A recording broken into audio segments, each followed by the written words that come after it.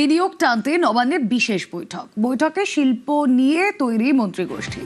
রাজ্যের শিল্প বিনিয়োগ টানতে উদ্যোগ। কথা বলবো, সোমরাজ বন্দ্যোপাধ্যায় রয়েছেন সঙ্গে। সোমরাজ, হ্যাঁ দেখো, আজ নবান্নে বিনিয়োগ নিয়ে বিশেষ বৈঠক হয় এবং সেই বৈঠকে কয়েক দফা সিদ্ধান্ত নেওয়া হয়েছে। প্রথমত রাজ্য মন্ত্রিসভার যে শেষ বৈঠক এবং সেই বৈঠকে যে ইন্ডাস্ট্রি নিয়ে অর্থাৎ শিল্প নিয়ে যে কমিটি তৈরি করা হয়েছিল 6 জন মন্ত্রিসভার সদস্যদের নিয়ে, সিদ্ধান্ত হয়েছে এই 6 জন বাংলার বাইরে বিনিয়োগ টানতে যাবেন এবং তারা বিনিয়োগকারীদের কাছে বার্তা দেবেন যে রাজ্যে বিনিয়োগের পরিবেশ রয়েছে।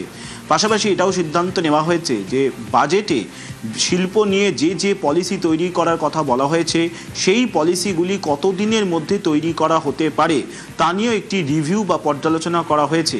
তৃতীয়ত, বিনিয়োগকারীদের কাছে আগ্রহ প্রকাশ করতে যে ইনসেন্টিভ নীতি, বারবার যেটা বলা হচ্ছে, মুখ্যমন্ত্রী শুভেন্দু অধিকারীও যেটা বলছেন যে ইনসেন্টিভ নীতি চালু করা হবে, এই ইনসেন্টিভ নীতি কিভাবে চালু করা হবে, তার মধ্যে কি কি অংশ থাকবে, গোটা বিষয়টি নিয়েও আজকে বিস্তারিত পর্যালোচনা হয়েছে।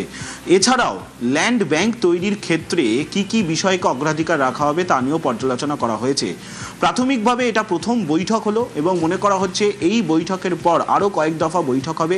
সামগ্রিকভাবে বিনিয়োগ টানার জন্য রাজ্যে যে ল্যান্ড ব্যাংক পলিসি তৈরি হবে, ইনসেন্টিভ পলিসি তৈরি হবে, এই পলিসিগুলি নিয়েই প্রাথমিকভাবে আলাপ আলোচনা হয়েছে।